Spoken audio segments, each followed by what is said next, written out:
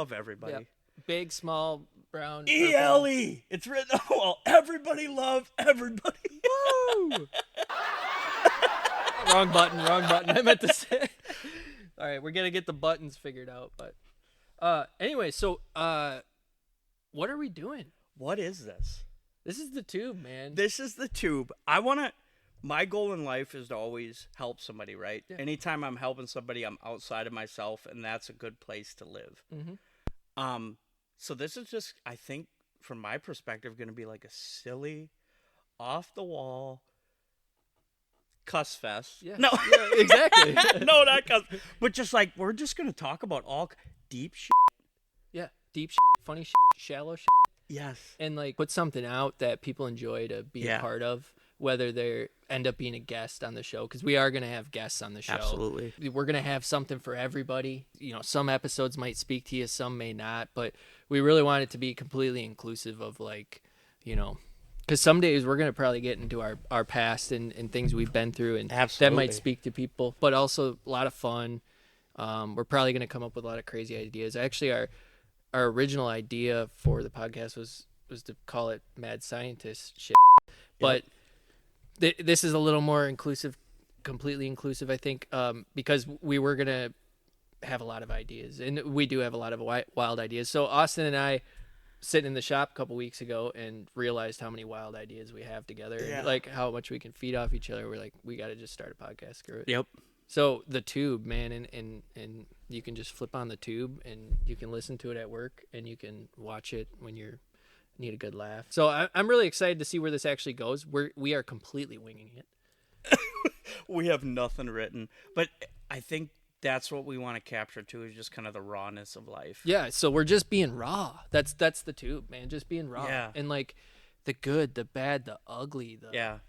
You know, some days I'm going to come on here and I'm not going to want to people anymore. Like, kind of, we had that conversation yesterday, but I was totally, and we're going to have those days where like we don't want to people, and we might not come on that day, but we're going to keep this consistent. So every week you're going to get some new stuff. Here's our stories. Here's what we think about topics. Yep. And this is where our mind goes when it's triggered this way. Yeah. And it's really a science experiment. So we didn't go with the Mad Scientist name, but rest assured the Mad Scientists are still present. Yeah, they are here. It's just the Toob is our branding now. The Toob is the branding, and I love it. It's more, like you said, it's more inclusive. It's fun. But we're still going to come up with Mad Scientist ideas on here. Yeah, I mean, so our big concern was, you know, little Timmy going home, Mom, Mad Scientist was on today. Guess what? Like, we didn't want that. Right, you know, right, like, where right. It's like, oh, we got to keep this Mad Scientist off the TV. People. Right. But the Toob, it's like... The Toob is everybody, man. Yeah, and, you know, that's an inclusive kind of phrase in itself. Yeah. I mean, growing up, my dad was always like, oh, I'm going to sit down and watch the Toob. Sit down and watch the Toob, absolutely. This is the Toob. This is the Toob. This is the Toob. Yes, this is the Toob. So, without just having some blank walls, we had to, you know, come up with some artwork right off the bat. So there's a Toob there. I know it does look like a donut from the camera, but no, it's definitely a Toob. Definitely a Toob. Yep, and we it's might got even the warning get it out. on it and everything. Yeah, we might even get it out this summer. Yeah. We might even do. We were talking about doing possibly podcasts in Speedos for charity events. And I mean, things are going to get a little weird around here. Mad Scientist in its finest. And we are completely mobile with our setup. So we'll be out on the boat probably filming a couple episodes. So we're going to upload this as a podcast on all podcast streaming platforms like, you know, Spotify and I believe Apple has, but it uploads it to all the podcasts. But we also do have a YouTube channel as well. The full video and audio will be on there, and that is at the Toob. TOOB. Channel is called the Toob. So got it. Make sure you go subscribe to the Toob, get all the updates, turn your notifications on, and same with the podcasts. We'll drop the links in our description. Of this video. Make sure to follow us and follow our journey. You're not just following us, you're following the potential of just like bringing people together. Like and how many people could, and we've already got a laundry list of people who we've talk to that want to be on the show. Yeah. And all walks of life. Yes. We just had a young gentleman in here, and he was thrilled and excited to be on the show. Yeah. At some point, and a good buddy of mine, he just turned 65. He actually brought me coffee this morning. He's really wanted to be on the show too. I was talking with him That's awesome. this morning. He wanted to see the setup. We are in my shop, Always Tired Ink, and maybe we'll give you an image or a painting shop back there, up on a mezzanine. And we built our studio up here, so super cool, man. I'm really excited to be doing this. This is like a lifelong like progression of like, I really want to do a podcast, and now we're here doing a podcast. So. This has been a long time coming, and God, or whatever you believe in, just the higher power, for me it's God, walked us right into this. Yeah. Slammed us together. Yep. Like bark on a tree. Yep. And was like, you guys need to do this. This is what you need to be doing, so we're running with it. We're running with it. Hey, and we want some ideas from you guys, too, on times to air this. Yeah. We were kind of shooting the shit on when when would you guys kind of want to hear this? Kind of feel the vibe of it and say, is this like a Sunday thing? Is this a Thursday afternoon? Is this a hump day thing? Like midweek? So give us some feedback on that. Also, give us topics. Austin's going to set up another Gmail account that's called the Toob something. We'll get that set up. We'll drop that in the description as well. My phone number, I've maxed out the amount of Gmail accounts I can have. So he's going to set up another one. And you guys, our viewers, are going to be able to submit topics. And Is anything off limits? Nothing's off limits. I think we'll talk about anything. We'll literally talk about anything. He and I are not like political or not at all. And that's what we're excited about having guests on, because it's like, what do you do? How'd you get to what you're doing? And like, I don't care if you're bagging groceries at the store. If you're good at what you do, absolutely, and you're passionate about it, I want to know, man. I want to hear about it, because that passion is what drives me to do what I like to do. Yeah. When you see somebody that's just into what they're doing. Yeah. You ever seen this guy run a tractor? You'll know what I'm talking about. Dude, when I come around here and see you fired about, it gets me fired up, dude. And that's how this kind of started. Like, that's what I mean by, like, God put me in, like, in each other's lives. Like, we fire each other up, and that's so important. But to touch on that little topic that you just mentioned, like, no matter what you're doing in life, like, nothing pisses me off more. I don't eat a lot of fast food anymore. But when I got, like, a sloppy fast food burger, like, I don't give a what you do, like, what you're doing with your life. But do it good. Yeah. Do it as good as you can. Like, everyone has off days. Like, me and my wife around here, like, locally, we use a 3-strike policy. So, like, restaurants and stuff, we always give a 3-strike, you're out kind of deal. And then maybe reset and try them again another year. But, like, because people are allowed to have off days, right? Like, if I go to a restaurant locally here and we have bad food, we have a bad entree or something, like, we're like, okay, maybe this is going on with their life, or, maybe something tragic happened. You know what I mean? Like, so that's strike one. Like, we're not going to hold that against them. We'll absolutely come back to that establishment. If it happens consistently, like I said, then sometimes we pump the brakes and say, probably rest on this place for a year. But no matter what you're doing, just and that's, kill it. Yeah, and that's also a really good point too, is just like, you got to give, everybody deserves a second chance for sure. Yeah. And like, because my whole theory has always been like, the first time's a mistake, the second time's a choice, especially when just dealing with people in general or whatever. But like, everybody has off days. I have off days. Yesterday was one of my off days, where you miss the beats and you might not provide the perfect service or the perfect whatever. Sure. So I really commend that, because you're really giving like before you're like, no, this place sucks. Just because you had a bad entree once, right? It's like almost not fair, right? So, but like 3 strikes out, it's like we enacted that, like, it was kind of an unspoken thing before we got married, but then like after we got married, it was definitely like an adopted, like, 3-strike policy, and we do that. Because I would hope someone would grant me that generosity, that if I'm having an off day or something bad happens in my life and I don't do a driveway or one of my excavation projects to the best of my ability that day, that they wouldn't strike me out on number one. You know what I mean? Yeah. So why wouldn't I offer that up to somebody else? One of the biggest things I tell people, so I go to the local treatment center every Monday, most Mondays, and I share my story and I hear some of their stories, to remind myself where I came from. And I always tell them in there, like, up front, like, I told my wife before we got married, like, I am not responsible for your happiness. And that's genius. I remember you telling me this. I was going through some stuff a while ago. Yeah. And he goes, you know what? You're only responsible for the way you feel about this situation. Yeah, I can't control how you feel. I can't make you happy. I'll be damned if I don't add to my wife's happiness and hers to mine. Yeah. 90% of the time, right? Right. Like, add to my happiness, but I cannot put that on your shoulders for you to make me happy. It will never work. Right. I think a different way than you think. You respond to things differently. And I'm not responsible for how I make you feel, right? If I'm not outwardly trying to just be devious and hurt somebody, like, I can't help the way you react to something. So, like, that's on you to analyze that. You need to take a deep dive within and, like, why does this really upset you? Right. Is it me, the way I said it, or is it something going on internally? One fun fact about both of us is we're both sober. Yeah. And, there's probably going to be plenty of stories we can share with that. But if anybody's, going through that, fighting addiction, things like that, there's definitely people out there that are willing to help. And I was reading something the other day that said, I've never seen somebody light up a room like an addict who is sober. Yes. Jelly Roll.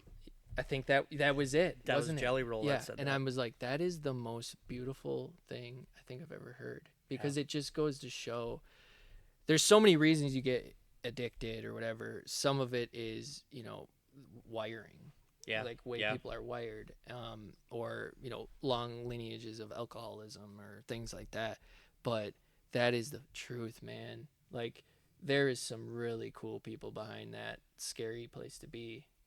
And if you can find the right people to be around and the right help, it's a beautiful thing. And some of us go through harder times to learn that. Some of us don't go through as hard times to learn that and get ahead of the game.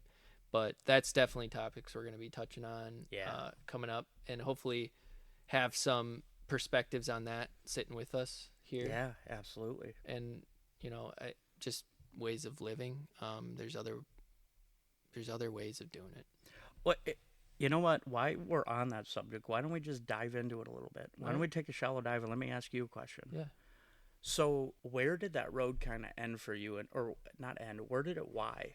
Where it's like, I want to do something different this time. So what did that look like? And this is kind of what I was touching on, like everybody has their own path to sobriety or, whatever. And I probably wouldn't ever say that I was an alcoholic or anything. But what I can tell you is that the day I woke up and was like, fuck this, like, this is not the life I want to live. Yeah. Like, I got enough of a taste of how that could go. Yeah. That woke me up. Because I had some things going in my life already that were pretty good. I had a landscaping business I started out of high school.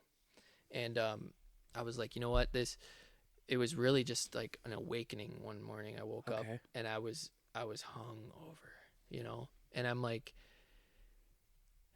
three times a week, whatever, and like getting a little bit too regular. And I'm like, I could see how this is going south real fast. Yeah. And I don't think I really ever got to the point where it was like, I need to find help to get out of this, which I'm really grateful for. Yeah. That I was able to do that. I think I have a lot of great people in my life and a lot of great influences that didn't quite allow me to get as bad as I could have gotten. That realization, I woke up one morning and just said, nope, this is it. That was 7 years ago. My dad's been sober since the day I was born. So that had a little bit of like, I was like, well, if my dad's sober, I can be sober. Everybody wants to be like their dad. That's so it's powerful. like, I'm going to cry. Yeah, I know. So he was hungover and when my mom was delivering me, and that's what turned him. He said, I'm not. First of all, he was sick. Obviously, in the delivery process, being hungover had to have been brutal. But so that's really powerful. A good friend I had at the time as well was a struggling addict who was sober for a short amount of time when he came into my life, and that was like another, like, you know what, I'm here to support him too. Yeah. And he was supporting me as much as it wasn't talked about or whatever, but the fact he was sober and I was around him pushed me to be sober. Right. So I think it's like a lot of your surroundings, like, you know, you're a collective of your 5 best friends, your 5 closest people. Yeah. So, you know, you get those correct people in your corner. It'll drive you that way naturally sometimes. And I think that's how I landed more on that than anything. And I asked myself, like, what could I do in my life right now that would give me like a leg up, an advantage? And that was it. Cause it was like wasting money, wasting time, wasting days. Yep. And that was my answer. So it was a collective of a ton of things coming together and influence that really powered me. And I think, sharing that over the last 7 years with, I can count countless people who I've now inspired and that are sober for years, months, whatever. So I think that's the beauty in it. That's the power in it. You can change a life, whether you had a bad experience or not. Yeah. You want to go down that road a little bit? Yeah, I'll go. Well, no, I like it. I heard one time, like, the first rule of holes when you're in them is to stop digging. Yeah. Like, that's rule number 1. Yeah. I didn't come up with that. I heard that somewhere. Yeah. And it's like, so you didn't have to dig that deep to realize that life, like, where it leads. Like, yeah. You know what I mean? So that's... But another side to that story is once you hit rock bottom, the only way to go is up. Yeah. So once you can't dig anymore, you dug as deep as you could. Yeah, you hit the bedrock. Yeah. It's like the only way you can go is up. Right. If you can't make any more bad choices. And trust me, like, there's other sectors in my life that we'll get into that have made really bad choices. Yeah. And have came out of them with flying colors. Yeah. And there's a reason for everything. You manifest everything that comes into your life. And there's so many lessons to be learned through the troubled times. Yeah. I look back now and I'm just grateful that I persisted. Yep. And that I didn't let certain things take me out. Yep. Completely, because we'll get into that someday too. But I say that I'm grateful to be here all the time because like there was a time where all I wanted was to not be here. Yep. So, every day I wake up and have another opportunity to put a smile on a face, to make a customer happy, to call my family is like a good day, and just happy to be here. Yeah. I'm happy to be here with you. Yeah, dude. It's our stories are so different yet so similar, and like you said, we're gonna get more in depth in all this stuff and really, I mean, layers of the onion, right? Yeah. We're really gonna peel this thing apart. That's what we want to do, and we're doing this so that someone out there doesn't feel alone. Yeah, because you're not alone, and we're gonna have that email address in the description that Austin's gonna set up. Yes, and that's a lifeline too. Don't just submit like, hey, like talk about peanuts or whatever. Right, like, right. It's like, which we will talk about peanuts. If you need something, reach out. Yeah, and if you need to talk right away, like we'll hook it up with a phone number. Yeah. Or if you're curious about an idea, or you're struggling with something in life and you want us to touch on that in the podcast, that's what we're gonna do. We're like, we just want to be here for people and spread love. Because I like how your story, although brief, that you just shared, which we're gonna get way more in depth and talk about many more times, but it circled back to having other people in your life that were doing the same thing. Like and my story has that same similarity. Like I cannot stress enough how. Real quick, this is funny. So I call Aaron yesterday, and he's kind of all stressed out, and it's like because people keep showing up at a shop and like wanting to talk to him, and it's like, well, dude, first of all, if you weren't so good at your fucking job, then you would solve that problem. So start sucking, and people wouldn't want to be there. So it was like a kind of like we get in these headspaces sometimes where it's like this seems like a burden or this seems overwhelming, but really it's a blessing. Yeah, and there was a total lesson in that conversation with Austin that changed my mood the rest of the day. He could probably tell by the way I was texting him after the conversation. Right. But it's like, you know what, and just to be straight, I wasn't frustrated with the customers. Right. It was like, because I love when people, it was that I was in the middle of something, and the interruption, constant interruption that I couldn't tend to what I was doing, right. So yeah, it wasn't the customers by fault by any means. No, keep coming in and bothering the out of this because guy. I love it. Yeah, because I get here at 3 a.m. anyways and get most of my work done by the time anybody else comes in. So, but to circle back, I took the lesson out of that phone call. It was like, but hey, you could just suck at your job and nobody would come in. Yeah, you'd be all by your self here. And then what would you be complaining about? So it's like, I try to minimize my complaining. Yeah. I try to, like, I usually have like one bad day every 30 days. Yeah, you're like, allowed to complain. We're allowed to complain. Like, those feelings are here and there. justified, right? Yeah. But it's like, then you need a friend there to say, like, hey. But what are you complaining for? Yeah, and you know, sometimes, like, I found myself so, like, balls deep in the middle of something and someone offsets that and it upsets me. But really, I needed that step away from what I was doing. So when I came back at it, I was doing it better. Exactly. Dude, it's dude, weird shit, man. I'm telling you, stuff like that happens, man. Yeah, and like there's just, I can't stress enough to just, because in the moment of anything, you're like worked up or you're worked down or whatever it is. Yep. But when you can have a chance to reflect on it, there's always something to take from it. And it's like, what did I do differently coming into that situation? Or what could I have done differently coming into that situation? Or what could I have done differently during that situation that would have not allowed this to escalate for me to feel this way? Right. So a good friend of mine who was a business partner of mine years ago, he would always tell me when we get into situations, because he was like the operating officer of what we were kind of doing. So he was kind of the bull, and he would be like, are you escalating the situation or de-escalating it? So it's like basically saying, are you fighting back or are you trying to come up with solutions and work through it? Are you fighting that problem or are you looking at it from like a more logical perspective and going, no, I don't need to fight back. I don't care what the other person's feeling or how they talk to me. Right. But just be raw about your response. Right. More like, are you just reacting? Yes. To this and kind of let it cloud you a little more? Or, yeah.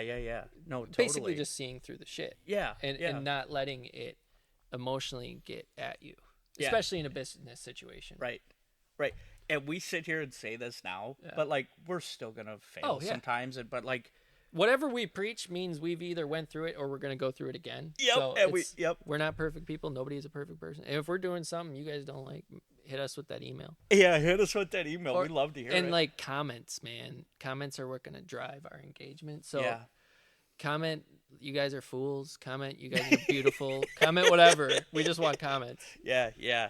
Fill it up. But yeah, so we got a lot of stuff we're going to be covering. Like you said, you know, this addiction thing and this. And a really funny story about that. So, like, we live in. This is going to be going out all over this podcast. I mean, we're going to be spread out all over the U.S. and possibly the world. Yeah. And we hope that you guys all love us. Yeah. So, something unique to our area is kind of the drinking culture. And there are other cultures like this. Let me give you a little fact. We are in northern Wisconsin. We're the drunkest state of all 50 states. There you have it. So, like, when I tell people that come up here, you know, because I'm always making new friends and I'm always networking and meeting new people in recovery and stuff like that. And when I tell them, like, yeah, when I was a kid, like, we would go to the bar with our dad at 5 and 7 years old, and he would just give us quarters and say, go play at the pool table, which was right by the bar. And, like, that was normal. Like, we grew up in bars. Like, and then once you're older, 14, 15, 16, 17, 18, then you're getting a drink with your parent at the bar. And so in Wisconsin, that's legal. Yeah, and I think we were talking about this the other day, actually. It's like we're one of the only states that actually is.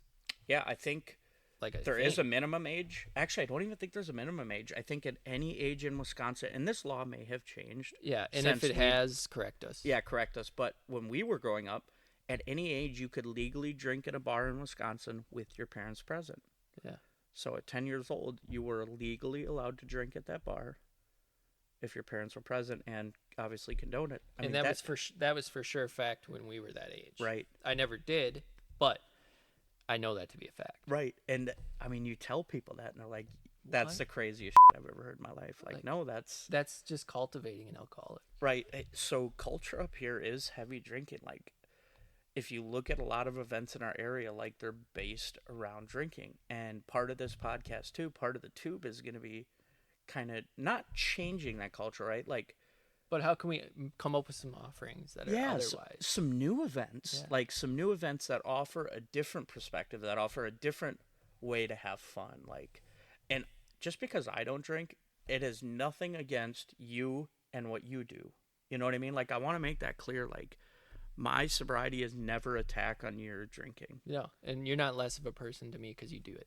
Absolutely not. And if you want to do it around me, it's not going to bother me. I have a little different view around that. I choose not to be around. We'll get more into that. Yeah, we'll get more into that. But That's where I mean our stories are very different, and it's going to offer a lot of perspective. And then you guys commenting your perspectives, emailing your perspectives. We're going to get all different angles. But like, yeah, it's never an attack. Like, just because I choose to live this way, I'm not attacking you in the way you're choosing to live. But like, I know there's other people that want to live like this too, right? And we want to have some events for them. So I know there is kind of like a trend, like in the. I have some friends from Chicago kind of in the inner city area, and there is kind of like a small like culture growing of like mocktails and stuff. No kidding. So it's like these whatever I went straight for the hard Yeah.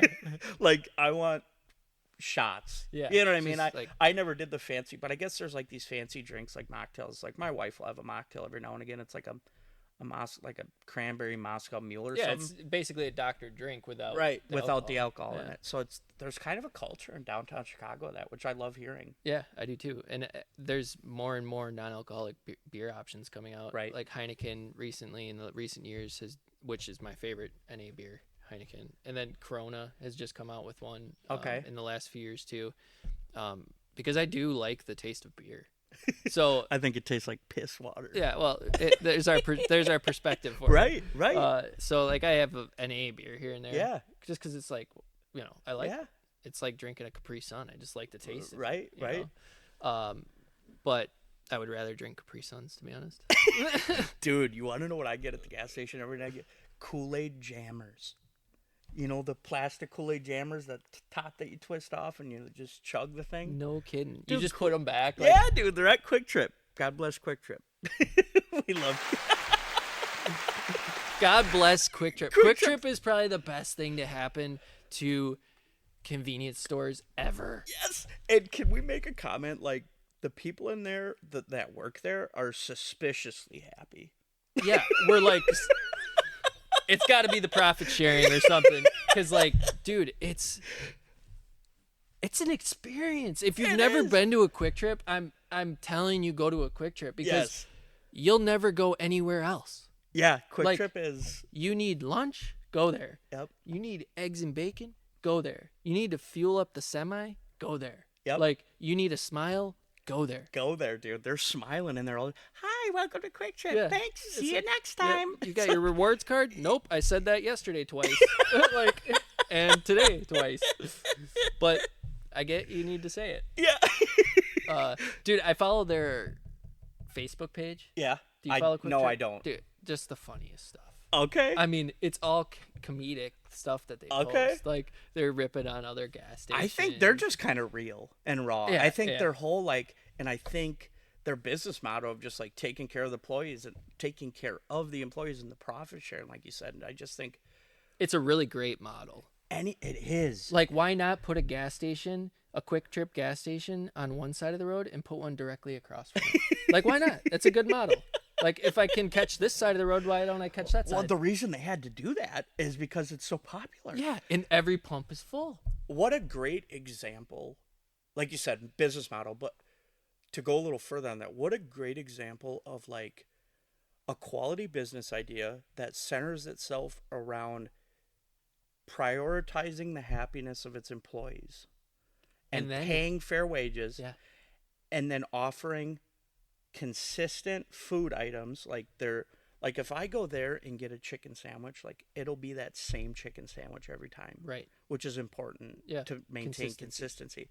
So, like, their business model of just, like, taking care of your employees and watch how that trickles down to everybody else. Yeah, I love it. And that's why they have to build them across the street from one another. Right. And the number one reason you get into business is to take care of the customer. Yeah. That's the number one reason you get into business. My dad has always told me that.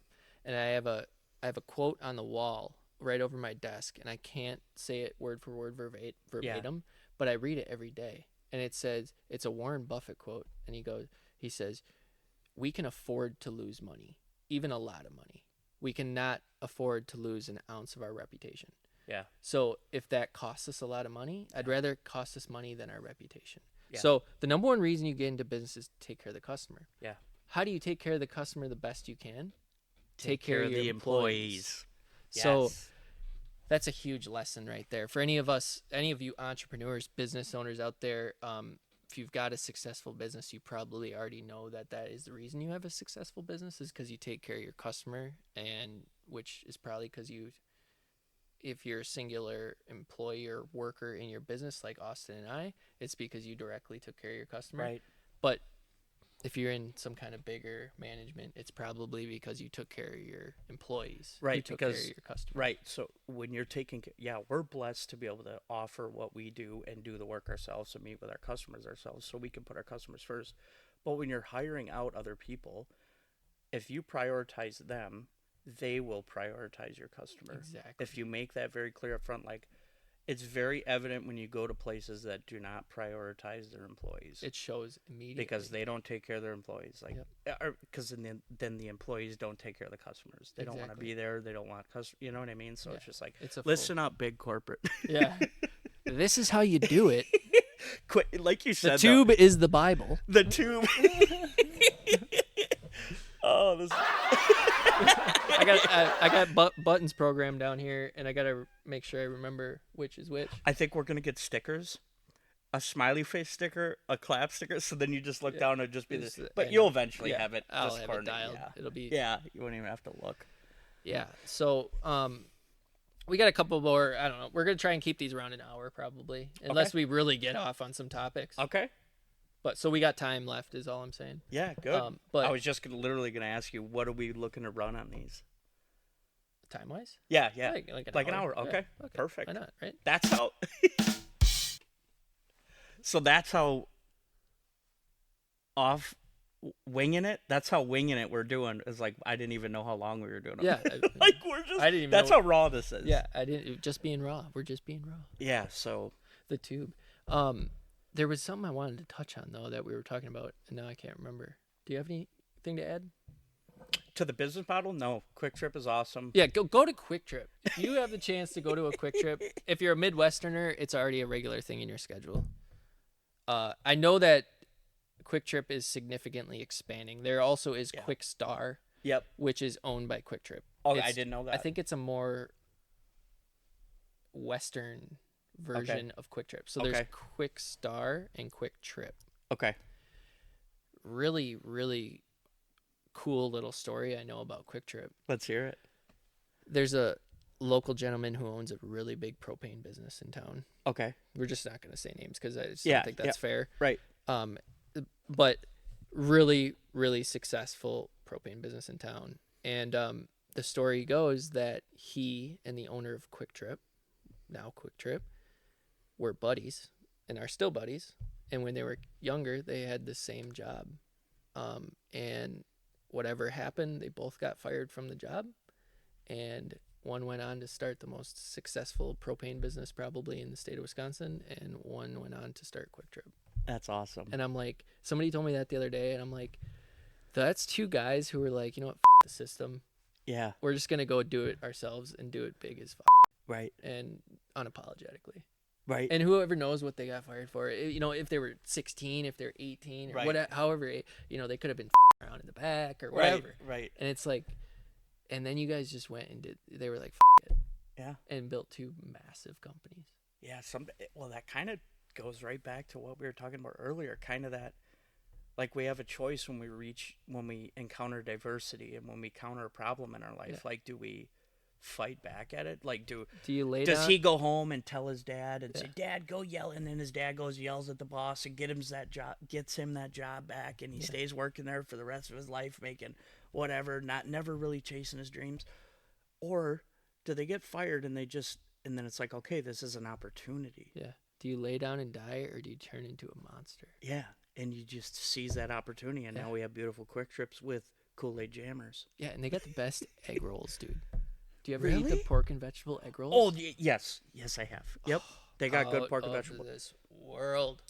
You know what I really like? It's one of my little, I don't know what you call it, but Vices. yeah, little vice. They got these Oreo pudding cups. Oh my god. Why do I just feel that with every bone in my body? Like, Oreo pudding cups. I wouldn't have expected anything less. Dude, it's an Oreo pudding cup, and it's got layers of Oreos and chocolate or vanilla pudding and or vanilla Oreos or chocolate Oreos and whipped cream on the top. And it is just, the Oreos are just soggy enough where it's perfect and not weird. Yeah. I tell you what, the Quickery is what it's called over there. The Quickery. The Quickery. They come up with some stuff over there, and they got me. They got the muffins. You ever get those Yep. muffins? Yep, absolutely. Their latest is cinnamon butter flavor. There's actually like little chunks of butter in it. Shut up. I'm like a butter connoisseur. Shut like up. you make me some toast, I will have. It would be, you want some bread with your butter.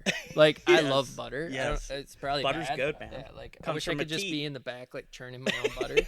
But like, so, and if you put them in the microwave for 20 seconds or something, that butter melts, and it's like out of this world. Dude. I am hungry now. Thank I know. you. So for that. let's touch on that.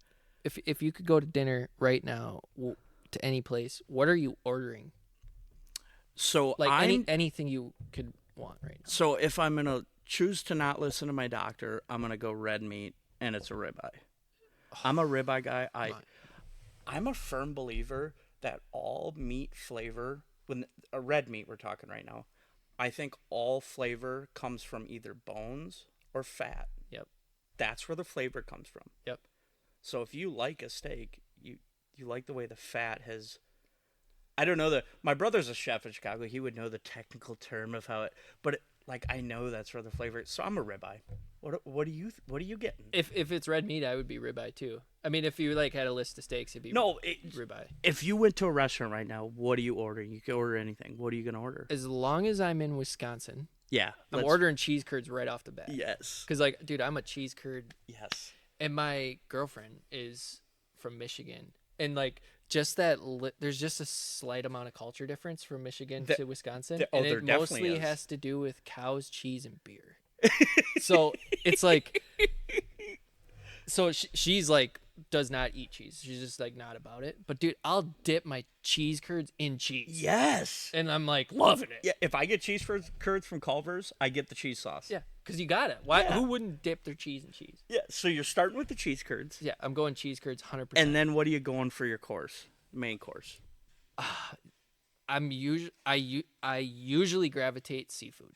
So like if I could have My man. anything, I'm having scallops. My man. Scallops, crab legs, lobster tail. But scallops are definitely at the top of my seafood list. A properly cooked scallop, I believe. Remember, the tube is the Bible. Yeah, exactly. Hit the thing. Hit the thing. Oh, wrong. That's the intro button. That's our intro button. I meant to hit this button. So I think a properly cooked scallop is the tenderest meat on the face of the earth. I have to agree. Is it just me, or is there sometimes little bits of sand in a scallop? Because every once in a while, when I'm eating it, I know that sounds left field, but have you ever been eating a scallop and been like, I think there's some sand in here? I've had that experience with boogers. I mean, you remember eating a booger as a kid. You get the piece of sand in it. And we'll talk more about boogers later. I've never had sand on a scallop. No.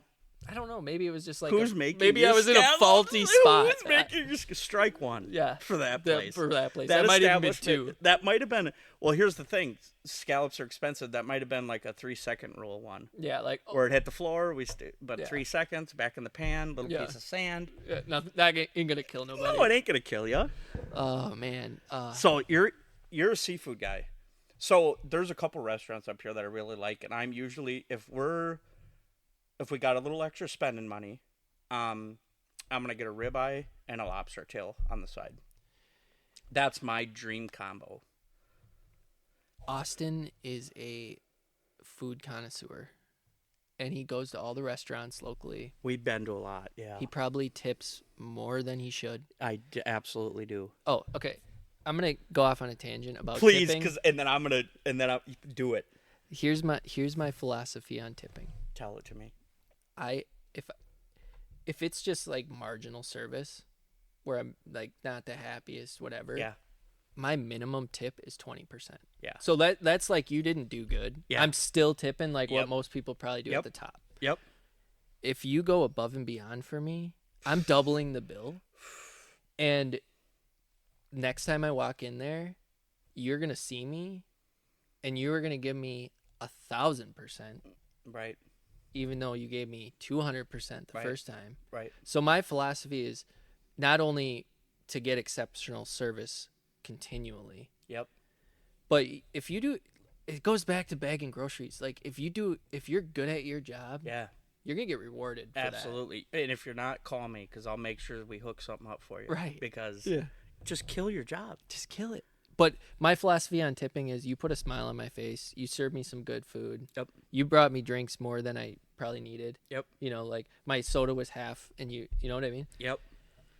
I'm taking care of somebody who is tending to me. Yep. Because there's something I feel when somebody is tending to me, waiting on me, taking care of me in any type of way. Yep. You're doing something that I could very easily be doing myself. Yep. Whether you chose that as your job or not is a different story. But you are choosing at that. You only have so many minutes in life. You only have so many days. You don't know when that last one is coming. Yep. And you chose to use those minutes, those hours to tend to me. Do it with a smile. Yeah. And I'm taking care of you. Absolutely. It's a relationship. Yeah. We live in a small town up here. It's like you said, you're going to go back. We're going to see that server again. I tell you what, and I'm going to say this too. If you're a young hustler, like those high school kids that aren't out partying and aren't out, they're at the restaurant on Friday night because their parents said, no, I'm not just going to give you everything. You're going to work tonight. Yeah. And if I see you hustling and you're doing a good job, then I'm making that tip fat. Yeah. Yep. Dude, there's something about it because I was a young hustler. Right. And I know where that comes from. Right. And I had a nice family. I still have a very nice family. I'm very grateful to have a nice family. But there wasn't, I'll be flat out, there wasn't a ton I had to worry about growing up. Sure. And I'm not saying that my parents have been well off their whole lives. Sure. They worked for everything they have. Yeah, yeah.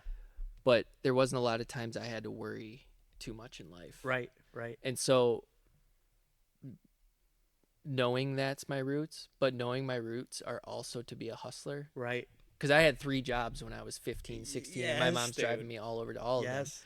When very well probably didn't need to. But my mom, my dad pushed me to that position. And I was a hustler. Sorry, phone call coming in. I was a hustler in that situation that you're talking about where people might not have needed to be.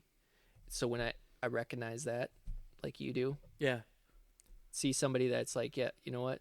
You probably don't have to be a hustler. You're choosing to. Right. Young. It's like, right. Dude, that's money. Yeah. That, I'm like all for that. This person's going somewhere. Right. They're probably going to get into some shit. They're probably going to dig a hole over the next 10 years, but they're they'll always figure going it to out. remember Yeah. that when they hustled and when they put on that smile, dude, they'll never forget that day. Yeah. Because when people did stuff like that for me, I never forgot that day. Yep. You know what I mean? So, like, even when you're going through it someday or you make some bad choices and you make the wrong turn at a Y, like, you'll never forget that day, like, that you hustled and you smiled and it was recognized and it was rewarded. Yeah, and you know what? There's nothing better than learning those lessons, going through those experiences and being able to pay it forward. Because you know why I'm a good tipper when somebody's like that? Because somebody was for me. Absolutely. And it's like, you know what? You get exactly what you put into this world. Yeah. And if you put good examples and love and take care of people, it's going to come back to you at some point, tenfold. Yeah. You can never look at that carrot because it's just going to sneak up on you one day. Right. And you're going to be like, you know what? That came full circle. Yep. Pretty crazy. It just goes back to, I think what you were going with, because I can relate when I first started out in my graphic career and stuff. And it goes back to the Warren Buffett quote: "We can afford to lose money. We can't afford to lose reputation." Right. I kept my reputation intact because the way I handled adversity, the way I handled a problem. Oh my God, I remember now. Yours was one of them. Mine was one. I think that really strengthened our relationship.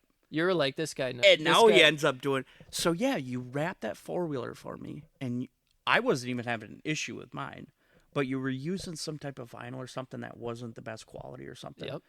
And I had realized this once one person had an issue. Oh, mine did have a little. I don't remember, but I remember you reached out to me and said, "Hey, that vinyl was kind of cheap. I found some new, like a high quality product. Bring it back and I'll rewrap it." And you brought it back. I brought it back and you rewrapped it. Yeah. So what I do for a living is I graphic and I print vinyl and do custom wraps on snowmobiles and UTVs and trucks and whatever. Yeah. And that was the situation I was in with him. And early on, I guess I didn't realize how many options you had for vinyl. Yeah. And application wise, right. Right. Plastics are hard to get anything to stick to, so there's special vinyls for that. And yeah, that was just a good example of like my reputation was more important than the money I lost. Right. That was like within the first 6 months that I had started my business. I spent a whole month. I only had one, and I wouldn't even say it was a complaint. It was somebody that had brought to my attention that vinyl probably wasn't going to last as long as they wanted it to. Sure. And then I went back through the jobs that I had done, and I called every single one of them, and I spent a month redoing all of those jobs. And lost some money on it, but gained lifelong customers, because I tell you what, I've brought everything back to you since. I mean, you did a boat for me, and you did like another 4-wheeler, you did. I got more stuff coming up when the money starts flowing again. You can lose a little bit of money here and there. Yeah. You just don't want to lose your reputation. Oh, I know where I was going with that one thing. You did spark me on this. So giving back to the community has been so huge, because I know it's because of this community that I even have a business, right? Because it's them that support me. Mm-hmm. And my wife and I, like 2.5 years ago, 3 years ago, just started giving back so much. Like we were donating, like, and I'm not patting my own back. I'm just encouraging other people to hear this story and be inspired by it. But like, we were giving more than we probably should have been giving. Yeah, absolutely. Because, and even to this day, like, I live in our house is 700 square feet. Like, you know what I mean? And my truck's, 9 years old. And like, but we give, like, money's infinite, because anytime we do something like that, like, it always comes back twofold. Yeah, exactly. And it's proven itself time and time again. There was times, year 1, year 2, where I'd be sitting there July, no more jobs left booked for the year. I'm on my last job, thinking, how am I gonna make this work? Like, no more money's coming in. I don't have any, and all of a sudden, bam, my phone would ring 10 jobs. Mm-hmm. My phone would just ring, 10 people would call me out for an estimate, get the job, and it just right back at it. And it's like, so like, yeah, huge shout out to community, and like the importance of putting back into this community. Yeah, like, giving back. Yeah, absolutely. And like, I'm a big proponent too of like, if you're not helping yourself, I don't want to help you. Right. Like, I'm not just giving out money so people can go buy drugs with it, but like, if you have a problem or you're struggling with something and it's not by your choice, like, I want to help you. Yeah. And I'm the same way. Yeah. Like, everybody makes their own bed. I've made my own bed in my life, and I've laid in it. You know what I mean? So it's like, I have a lot of compassion for people who are struggling. Yeah. There's definitely a lot of situations where it's like, you made your bed, you made it that way, and now you need to lay in it. Yep. And that's the world, the universe, teaching you that lesson, so you're not laying in that bed again. Yep. And I think what's important about that is like, but there's so many stories that, tragic, unfortunate, bad, where it's like, yeah, you're just in that situation and there's nothing you could have done differently to be in that situation. Right. And you just need help. You need some resources, you need whatever. And that's what it's all about, man. Just, yeah, kind of like that old saying, like I feel like I always do this. I feel like I'm always coming into you. That old saying, like, give a man a fish. I think my grandma used to tell me this. Yeah. He'll eat for a day. He'll eat for a day. Teach a man to fish, and he'll eat for a lifetime. So it's like when you're ready to make your bed a different way. Yeah. Like I want to show you how to do that. Yeah. Like you don't have to do this anymore. There's different ways to do this. Let me help you and show you, even if it's not monetary. Let me help you and show you, and then send you out on your own again and see how you. And some people, do the same thing over and over again, and like those people I just pray for. It's like, man, I hope you, because there was years in my life where like people were telling me the same thing over and over again, dude, and I didn't listen. Like, I didn't change my ways until you're ready. Right. I'm gonna leave with this. I got a little small story about building character. So went through a lot of different shit in my life. Came to a really low point. Was really tired of doing the business I was doing, which was lawn care, landscaping, whatever. My buddy from time I was a kid, been best friends since we were kids. Lived out in Reno, Nevada at the time. I was like, you know what? I'm just gonna pack up and just go live with him for a year and just try something different, reset. And I didn't have much money at the time. It's actually really anything. I had a 2008 Chevy Suburban. Okay. That I bought for like $6,000. I had like $2,400 left after I bought this Suburban. I drove out there. The day I got out there was the day the COVID shut down everything. The day I got there. And I had to make my first month's rent payment and the security deposit. So by the time I did that, and by the time I put gas in the vehicle to get out there, I mean, I'm talking a couple $100 left. Right. So like I couldn't buy a bed. I couldn't do nothing. And now I need to find a job when quarantine shut down everything. It was the day like quarantine started where everybody was like freaking close everything, close everything, stay in your house. Yep. But I'm like, I need money coming in. So remind you that like I couldn't afford a bed. So my buddy had an air mattress and it had a metal frame. It was a camping bed, so like the frame folded up real small, and then obviously the air mattress went down. Yeah. He's like, you can rock this, dude. I'm like, all right. He's like, it leaks a little. I'm like, all right. So next thing I know, I'm sleeping on this air mattress the first night. By the time I wake up in the morning, it's completely flat. I'm laying on the wire frame. Like, I wake up in the morning, I go into the bathroom. I mean, like, just like red grid on my back, whatever. And so then first thing I do is I get on Indeed and I'm looking for a job. And like, I have a lot of background in power sports and stuff, just enjoying that growing up. There's a job for a parts department guy at a power sports place. And I went there, I interviewed. The guy told me I was overqualified for the job. I got the job, $14, $15 an hour, whatever the heck it was at the time. Yeah. The loophole with the power sports industry was that they were deemed necessary or whatever, so they could stay open because they maintained and serviced all the DNR UTVs. So there was just that little loophole that they could stay in. Okay. So by the time I got my first paycheck, I was out of money. Right. Got enough to pay rent for the next month. So after a couple months, I'm like, have a couple bucks or whatever. Yeah. Start considering buying a bed, because now I've been sleeping on a leaky air mattress for 3 months. And I woke up the one morning and I'm looking at my back in the mirror and I'm like, you know what? This is the point. I'm building character. I'll wake up on this leaky air mattress as many days as I need to learn the lesson. Yeah. So for an entire year, I woke up laying on a wire frame because it was the idea that I could go get a bed.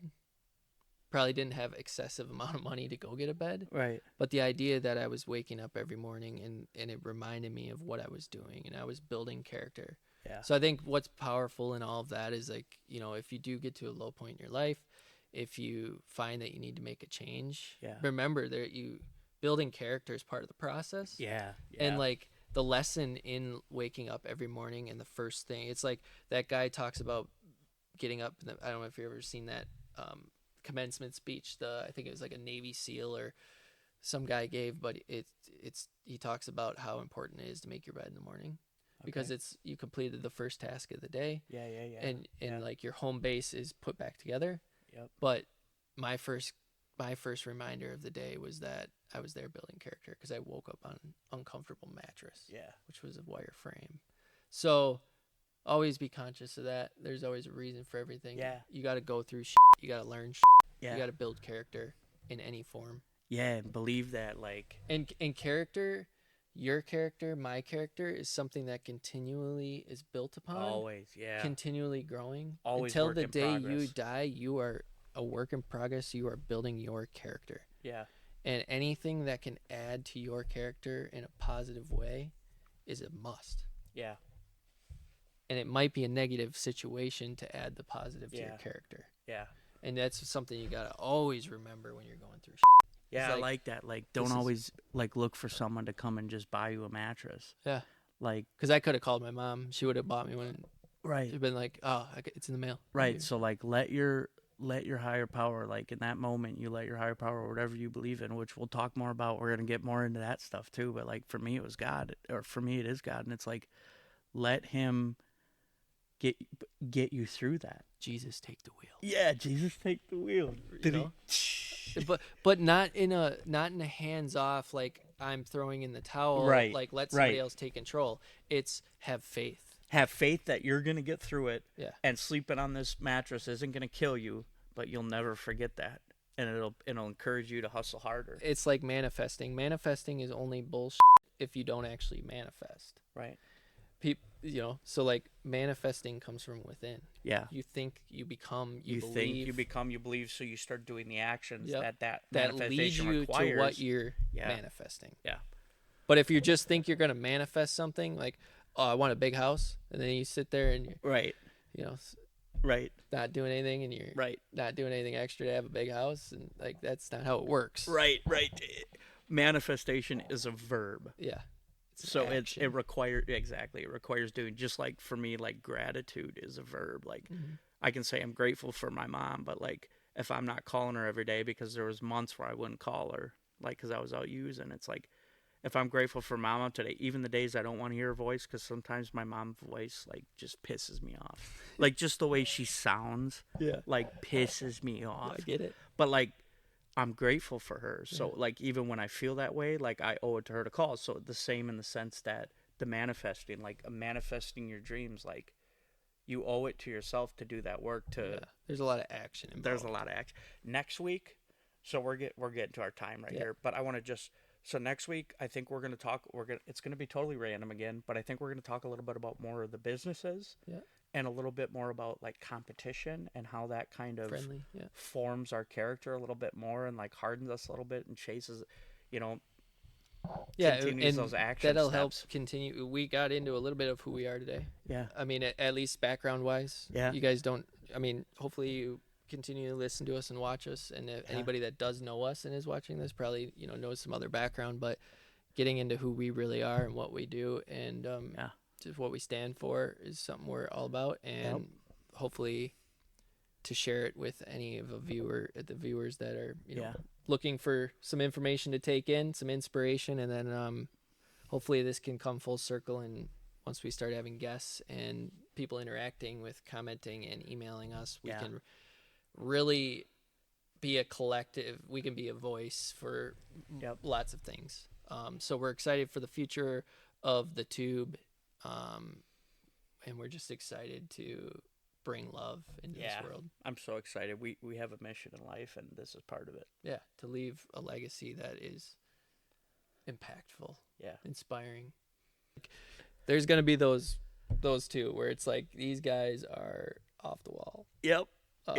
But for now, we're gonna leave the Toob on the wall, and we're excited for next week. So like, comment, share, subscribe, tell your friends, listen to this while you're working, when you got your headphones in. Yeah. Give us feedback, good, bad, or indifferent. So, Austin, thanks for being here.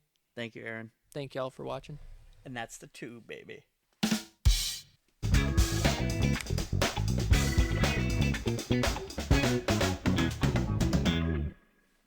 Oh, and we'll just cut it. It needs a drum. Yeah, it needs a drum at the end. That was... Yeah.